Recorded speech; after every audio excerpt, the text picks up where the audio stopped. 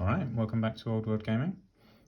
Just in the middle of a series painting Grinkrak, one of the war bosses for my Night Goblin army. This episode I'm just going to be doing a couple of little bits. I'll paint the wood on his staff and paint his wand here. So yeah, hopefully it should be quite a short video, not planning to do anything particularly complicated. So yeah, let's get started. So I've already done Rhinox hide as a base layer on the staff, and I'm gonna go up to Mornfang Brown. The question is, do I go straight up or do I mix a bit? I think I'll do a mix of Mornfang and Rhinox hide to start off with.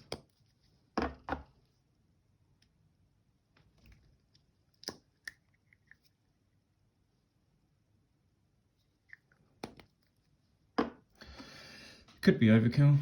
I'm not sure if I need a mid layer, but I don't know, maybe. I quite like to be on the safe side. So for this layer, I'm going to leave all of the recesses basically. So you can see either side of the staff. And in the middle we've got this kind of recess layer, so I've left that. It's quite hard to see because of the shine off of the wet paint, but it's there. I'm just going to paint over those kind of horizontal slots. I'm not going to try and do anything clever. Just sticking to painting the kind of like vertical raised bits. I'll paint around this room.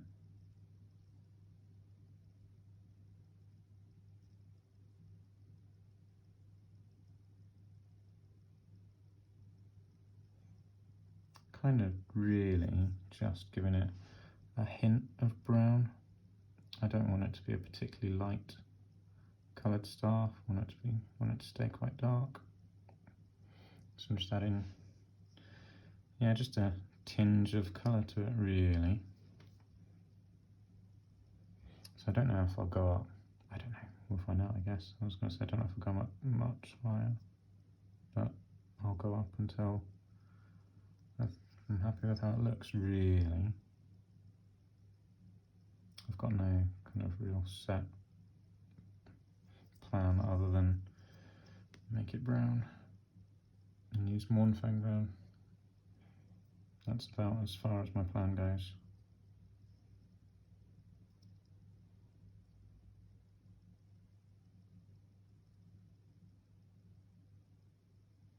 So this again was a half mix, essentially half and half, Rhinox and Mornfang.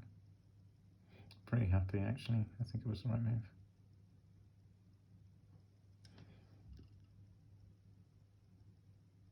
Let's try it out a little quick, a bit more.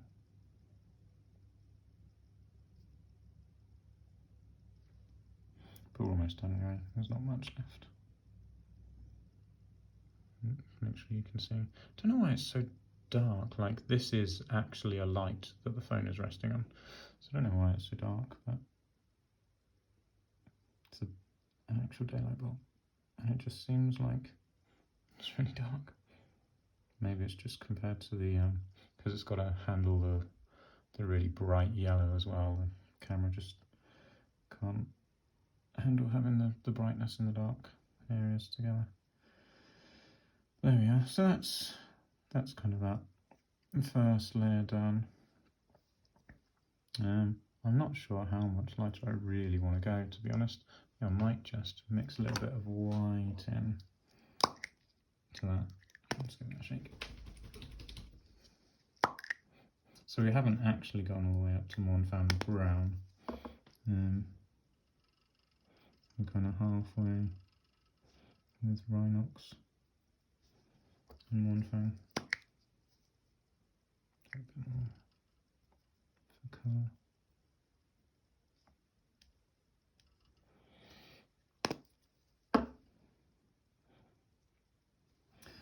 Right, just gonna pick out this up here.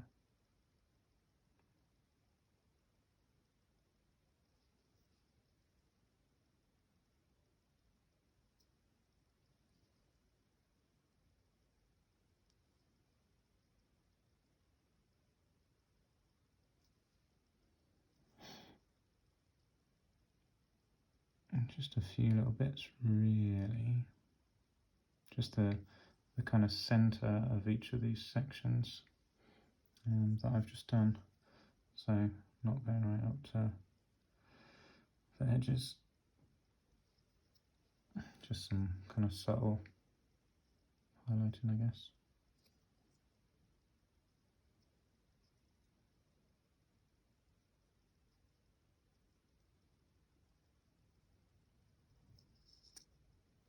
At least I like to think it's so.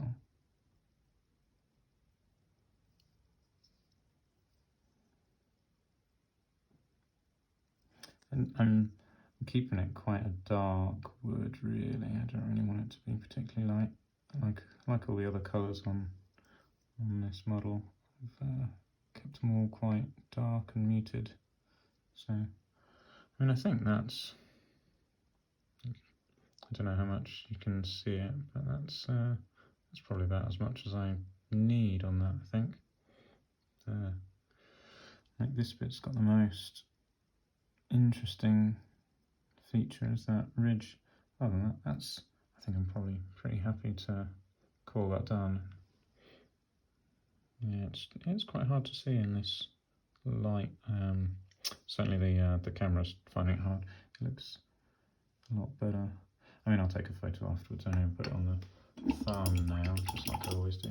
So, and they tend to turn out a little bit easier to see. Right, let's do his little what do you call it thing that he's holding in his hand? Wand. Imagine that. Obviously, when I'm using him as a shaman, it makes sense for him to be holding a wand. When I'm using him as a big boss, it's probably some sort of enchanted item with a bound spell.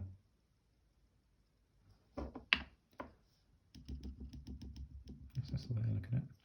Right. So yeah, so I'm doing the wand red. I don't know if it's a good idea or not, but that's what I'm doing. I'm going to start by mixing some black. I'm doing a deep red layer. It's probably just going to end up looking like Rhinox. No, it's a bit redder than Rhinox.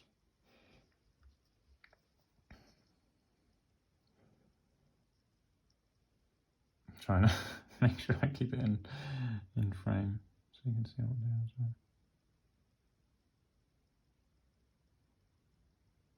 I kind of want this to be a really dark, deep red.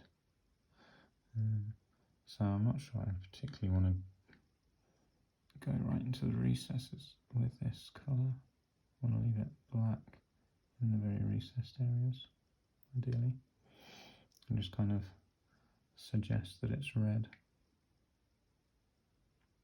This is quite a thin gap between the fingers and the material. I don't even know what to call it. I was going to call it cloth or rope or something, but yeah. And I'm a little bit undecided what colour to do that material. I might just do it black.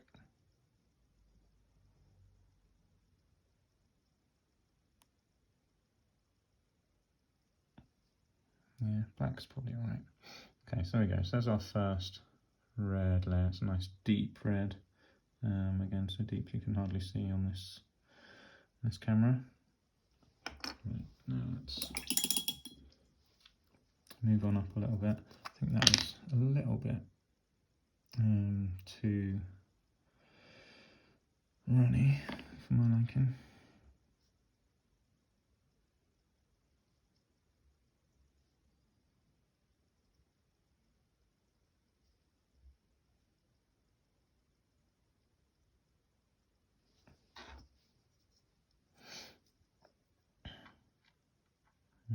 this red does not look dark enough.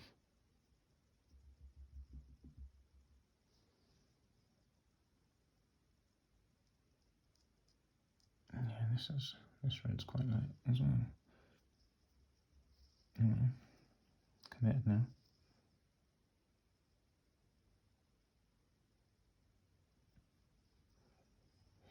So yeah, so I'm just going, not going anywhere near the recesses really. I want to try and get a little bit inside his hand, but maybe, I don't know if I actually want to. I'm reaching, but am I going to, I just want the tiniest little speck. There we go, it's probably too big a speck, but whatever. I think I kind of want, just using a dry brush now to tease that out a little bit. There we go, that's better.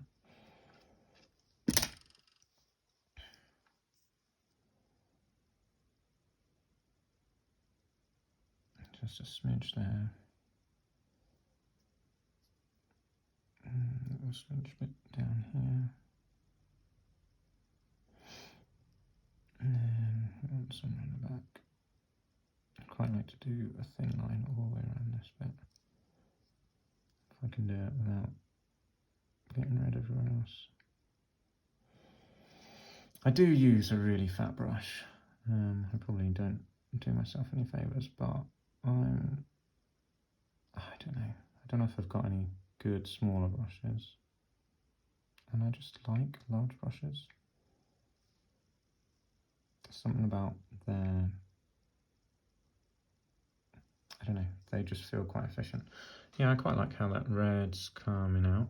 I might go up a little bit higher, I guess. So it was still quite dark. But yeah, I think I like it.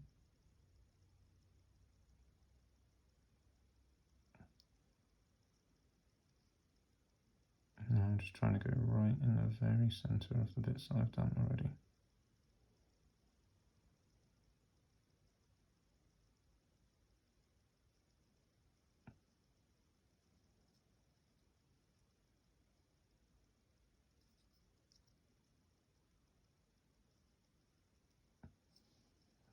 There we go.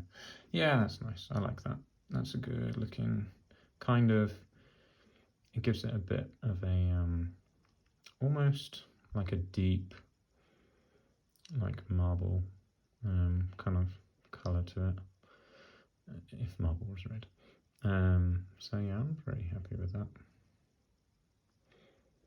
Okay, cool, that's good. And the last thing is to do that bit of cloth. So, and like I say, I think I'm just going to do that black. When I say paint it black, I don't mean paint it black. I mean paint it as though it's black cloth, because it's already black, obviously. So for that, I did a black episode.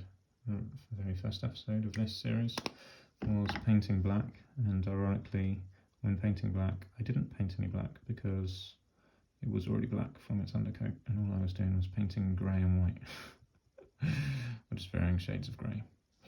So, yeah, the irony of painting black is the lack of painting black. So, yeah, I'm just going to use a grey on the edges of this cloth, wrapped around the top. I don't even know what purpose it serves on his wand, because I don't think, it's not like holding the skull on top. But there you go. Oops, sorry. Realised I wasn't in frame.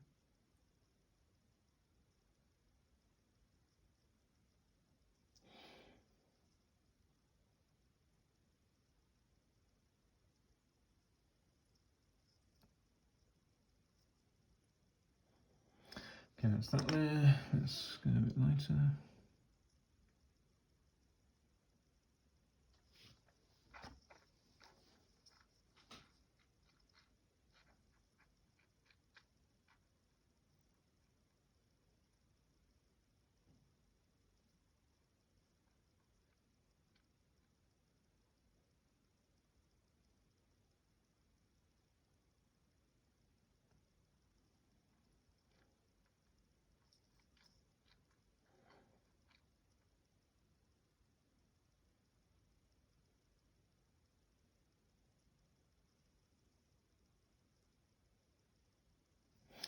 Cool, I think that'll probably do for that.